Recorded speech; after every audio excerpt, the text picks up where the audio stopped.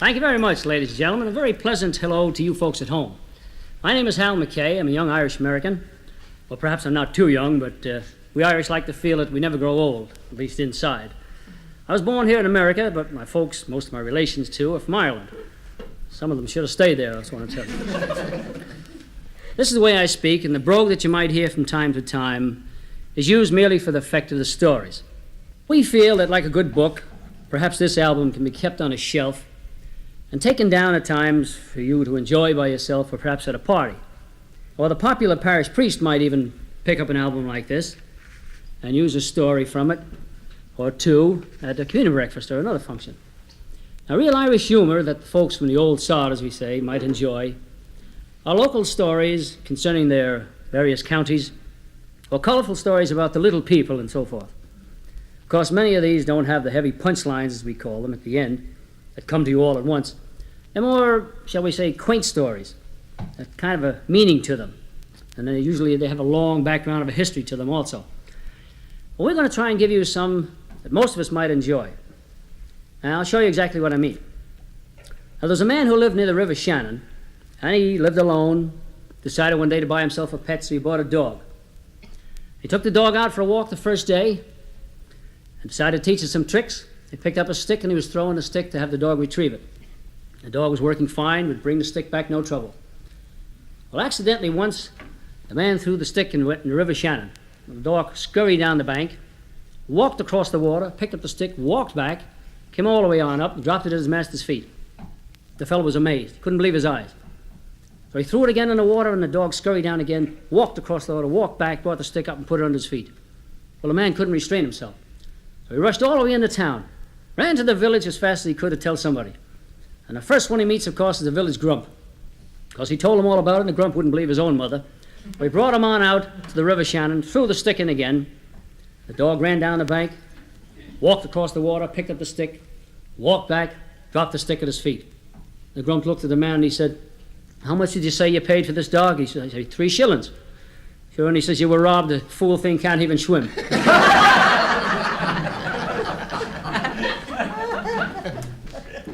Now, here's a story concerning a couple of Irish farmers. This is typical of the old sod, too. It seems one farmer sold his friend a mule. And a friend got the mule, and he was all set to put him to work, and he couldn't get the mule to do a thing. He couldn't get him to move. The mule stood in the middle of the field as though there wasn't anything around. He did everything, couldn't get him to move. Finally, in disgust, he got on the phone, he called his friend. He says, "All right," he said, "what kind of a mule did you sell me?" He says, "The darn thing won't even move. I can't get him to do a thing." Friend says, "Don't get excited." He said, "Don't get excited. There's nothing to it." He says, "Be nice to him." He said, "Treat him with kindness and he'll do anything you want." Well, he says, "All right, I'll give it a try." And he goes back to the field. And he was completely kind to the mule in every way. Spoke nice to him and even sang to him. Couldn't get the mule to budge. Finally, in third disgust, he went back to the phone. He says, "All right," he said, "I want my money back." He says, "The mule is stupid. He won't do a thing. He just stands there and does nothing." Friend says, "All right." He says, "I'll come right out and see what it's all about."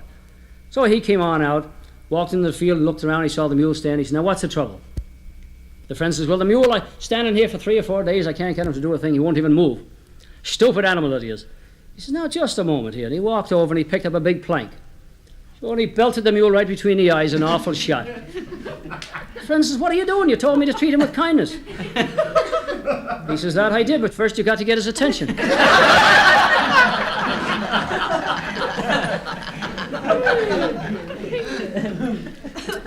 Now, there are many stories of a man or a woman who are about to leave this world. You've heard the expression.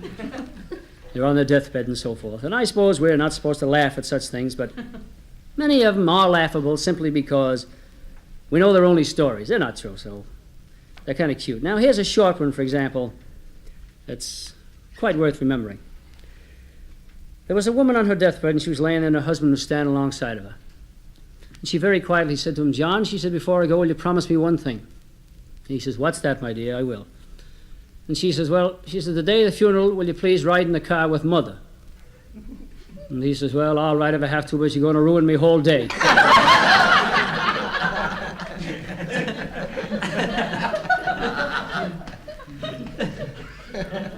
You see what I mean? Now, just the reverse of this story is the one of the Irishman who was laying in his deathbed, and his wife was standing alongside of him. And she whispered to him, she said, "Is there anything I can do for you since it's you? Do you have a last dying wish or something you'd like? Some particular thing?" He says, "Well," he says, "yes, I've been thinking about that." He says, "You know what I'd like?" He said, "Maggie dear," he said, "I'd like some of that corned beef and cabbage that I smell cooking in the kitchen." And she says, "I'm sorry, I can't do that. I'm saving it for the wake." Can you imagine how rude she was? Huh?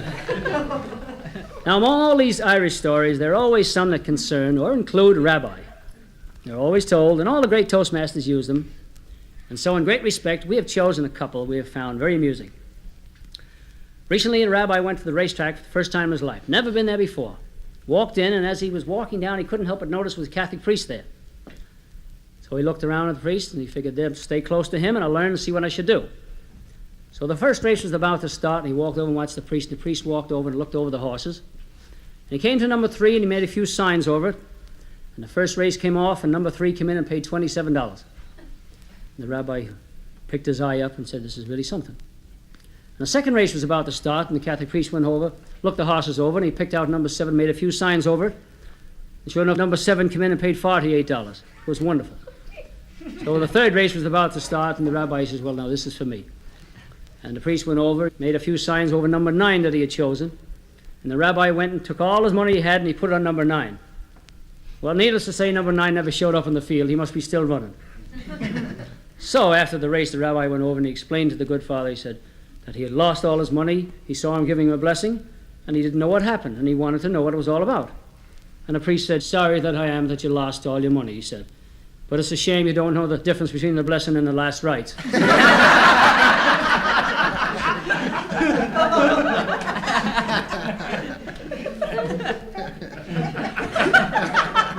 See, that always deserves 2 laughs. I'm glad they were there. And the other story I was referring to was the one of the Irishmen who was crossing the street on a dark, cold, windy, miserable night. Oh, it was a horrible night, I tell you. He was crossing the street, and the rain was pouring down, the wind was blowing. It was terrible. And in the darkness, a car came along, gave an awful shot, and down he went in the mud. And he was laying there, and a big crowd gathered, and a policeman came along. Kneeled down alongside him, and he said, "Can I do anything for you, sir?" And he says, "Yes." He says, "Would you mind calling me a rabbi?" And the policeman says, "You must be delirious, man. You mean a priest, don't you?" He says, No, he's called me a rabbi. I wouldn't get the good father out on a night like this." And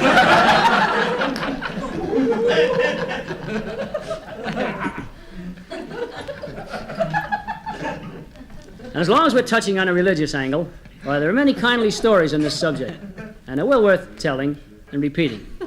Now, there's a very strict order of monks who must maintain very rigid rulings. And one such order has a rule that speaking is permissible only on one day of the year by one monk at a time.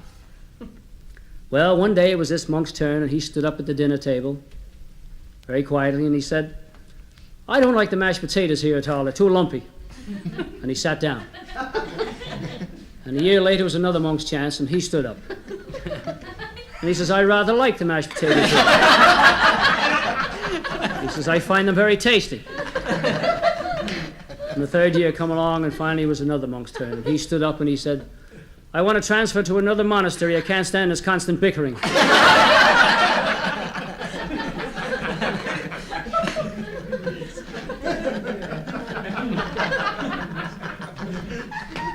And again on the religious theme concerns a priest who was given a very strong sermon about the evils of drinking and what it causes and so forth. And in his remarks, he remarked a few times, he said, "Why, did you notice," he said, "these tavern owners driving around in big Cadillacs and living off the fat of the land and then living it up, and you people are just able to make ends meet?" He said, "Now think about that." So a week later, he's walking down the street, and a couple stopped him and said, "Father," they said, "a week ago you gave a marvelous talk on the evils of drinking and so forth and so on." He says, "Yes, it was good, wasn't it?" They said, "That it was, and it's done wonders for us." The priest says, "Well, I'm glad to see you gave up the drinking." He says, "It's not that, we bought a tavern."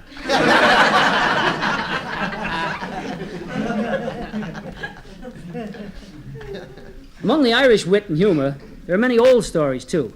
Many old stories that you've heard hundreds of times. But every time you hear them, they still bring a chuckle because they're that cute. For example, there was an Irishman weaving down a street one day, slightly. He had a bottle in his back pocket. That's probably what made him lopsided. And he got to the corner, he gave his foot an awful trip, and down he went and fell, and the bottle broke. And as he got up, he felt something trickling down his leg. And he said, by God, I hope that's blood.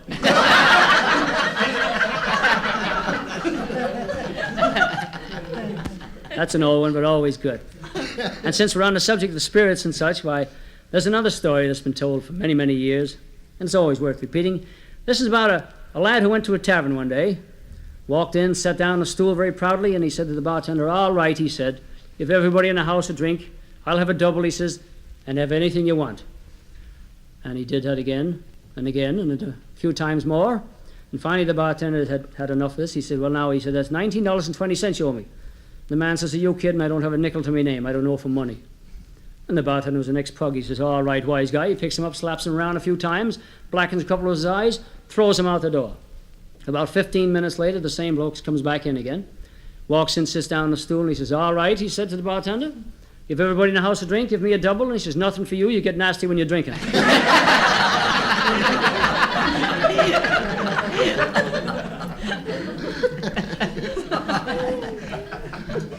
Then there are stories that we feel are fairly new.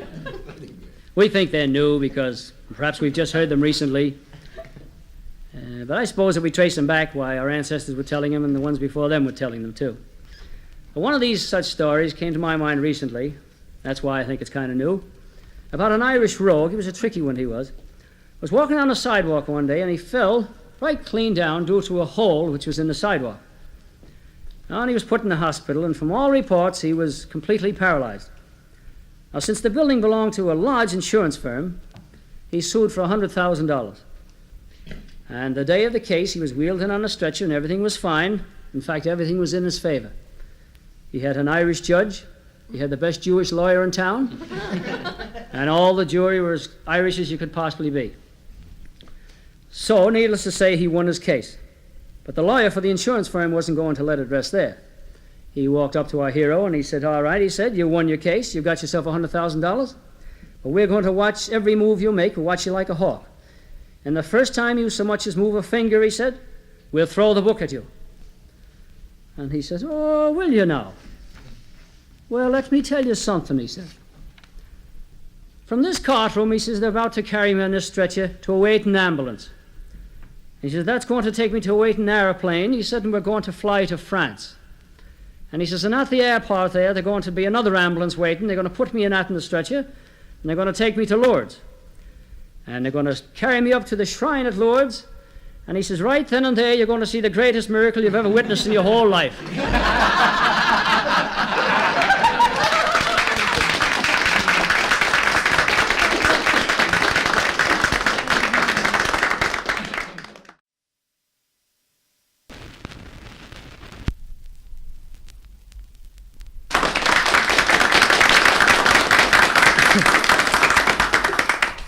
Thank you. You've enjoyed some of the Irish stories that we told you on the other side, the long stories you can repeat and remember and so forth. And now we'd like to get to something a little different. These are humorous happenings that occur rather frequently, rather quickly, and the remarks are the same. They come one after another. And these may be remarks of your neighbors or a place you go in the summertime in the mountains and your home, things of that nature. But I, of course, think mostly of my relatives. After all, it's very difficult to forget them. The ones that are close to me, very close to me, is my Uncle Timothy. Had him for a number of years, and there's nothing I can do about it. Now, let me tell you the type of uncle he is. Now, for example, we never knew he drank till one day we saw him sober. That was the day the dog bit him. He didn't even know him. Last month was National Tavern Month, and by God, he made it. He stayed in there the whole month. Last week he took a fit. It was a terrible thing. He had a stroke. Somebody told him the cost of living went up $1 a fifth. You got a picture of my Uncle Tim. But his wife is the one that's got to suffer. It's a terrible thing. His wife suffers it. One day she lost complete control of herself, and she said, you go down and see Father Riley and get this thing straightened out. I can't stand it. So rather than suffer her wrath, he took off. And he went down and he saw Father Riley. He went in and he sat down and had a talk with him. And Father Riley said, well, I'm glad you came down to me, Tim, he said. You've been getting out of hand. I've noticed it, he said, and I'll tell you what I'm going to do. He said, I'm going to take drastic measures, and if you touch another, I'll excommunicate you. You're finished, that's all. Oh, Tim said, not another thimbleful will I touch, Father, believe me. So he walks out and he goes down the street, and about 4 blocks away is a big sign that says O'Houlihan's. But he can't resist, and in he goes. He's in there a few hours, and this time he comes out, he's in great shape. He's numb. He's waving up the street, and he gets near the church, and who comes down but Father Riley? He looks around, there's no way out, and he says, "All right, Father, step aside and let a Protestant walk up the street."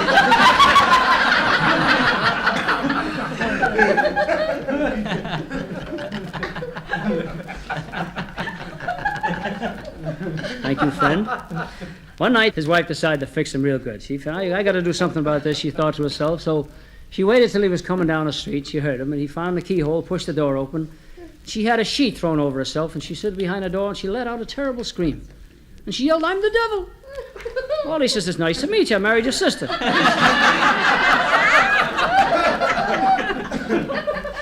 "So," she said, "home is the best place after all, isn't it?" He says, "It's not that. It's the only place left that's open." He said, "Besides, stop all the yelling." He says, "I bought something for the house." She says, "And what was that?" He says, "A round of drinks." She says, Timothy, "Timothy, do you love me still?" He says, "I haven't heard you still in years. I wouldn't know." She used to say, "I don't know why I married you. I should have listened to my mother 20 years ago." He says, "Go on home. She's probably still talking." She says, "You didn't have a thing when you married me." She says, "Name one thing you had when you married me." He says, "Courage." Another thing she said, "Last night you said mean things to me in your sleep." And he said, "Who was sleeping?"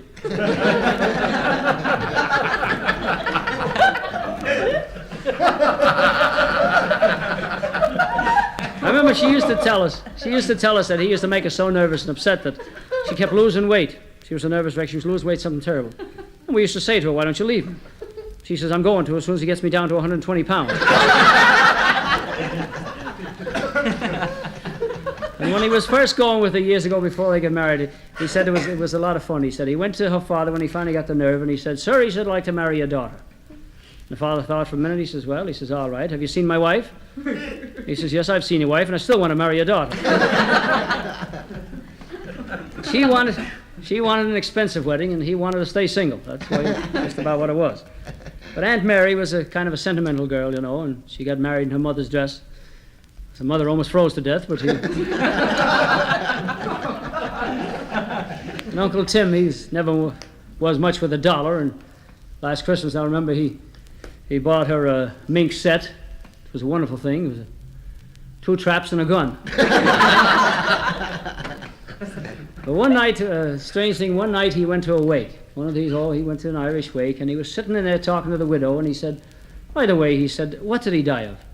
And she says, "Well, it was gangrene."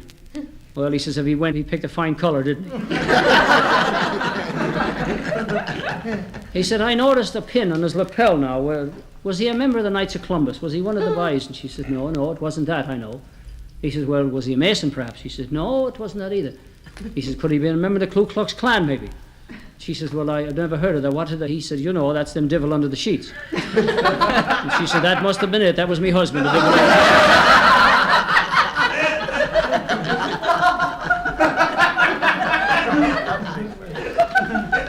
So he played it smart, and he waited around until everybody left. Everybody left the room, and he picked the corpse up with him.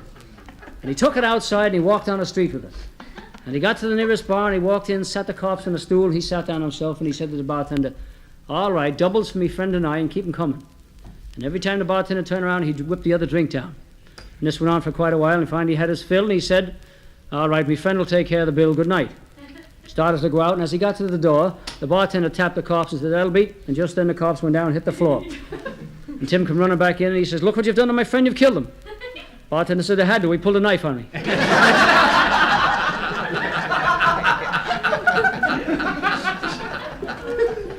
Well, one day he was coming out of one of these local thirst parlors, and he met the parish priest. Oh, and he knew him well. And the priest said, "Timothy, don't you know when you go in there, the devil goes with you?" Tim says, "If he does, he'll pay for his own. Are you kidding me?" He says, "Father, by the way, wasn't it a lovely bazaar we had 2 weeks ago? It was grand." And the priest said, "That it was." And Tim said, "Incidentally," he said, "those automobiles that we had up in the thing, the Cadillac, who won that Cadillac?" And the priest said, "Well, it so happens Father Duffy won the Cadillac. Wasn't he lucky?" And he says, "That he was." And the Oldsmobile we had there, who won the Oldsmobile? And the priest said, well, Monsignor Fogarty won the Oldsmobile. Wasn't he lucky now? And he says, yes, that he was. He says, in the last car, the Plymouth, who won that? And he says, well, Bishop Donoghue won that. Wasn't he a lucky one? He said, that he was. And the priest said, by the way, Timothy, how many chances did you take? He said, I didn't take any. Wasn't I lucky?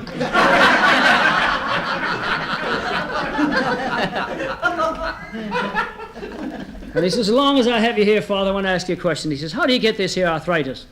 And the priest figured, well, this is a good time to take care of him. And he says, well, Tim, it's from carousing around, drinking too much, and keeping late hours. How long have you had it?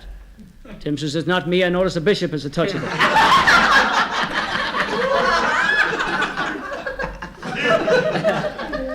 Tim was coming home one night. He was coming home. He was walking down a street in a strange neighborhood, and he got to a corner with a couple of drunks in the corner. And one man said to him, he says, by the way, sir, can you help us out? He says, is that the moon or the sun? Tim says, I don't know. I'm not from this section. And one night, after visiting a very sick friend, he decided to drive home. He had to drive. He was too drunk to walk. So he jumped in his car, and he was going down a one-way street like a madman. All of a sudden, a whistle blew, and a cop stepped out. And he says, where do you think you're going in such a hurry? Tim says, I don't know, but I must be late. Everybody's coming back. The cop says, didn't you see the arrows? He says, my God, I didn't even see the Indians. So they brought him before the judge, and they put him up there, and the judge says, drunk again. Tim says, me too, isn't it great? Tim says, all right, cut all this stuff. Why did you bring me here? And the judge says, for drinking, of course. He says, well, then let's get started.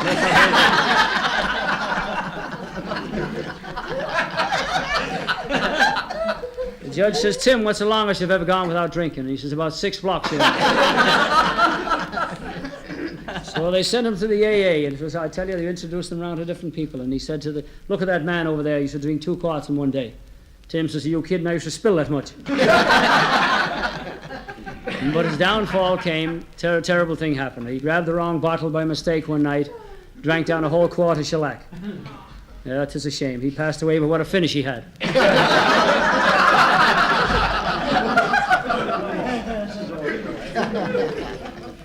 Now, I want to say now, you good people have been a wonderful audience, and a thing like this shouldn't be let die. I know we're going to put out some more records in the future, and we're going to do a lot of specializing and looking around for good material, good Irish stories. And so I'd like to leave you tonight now with a good thanks and a blessing instead of the last rites. Thank you.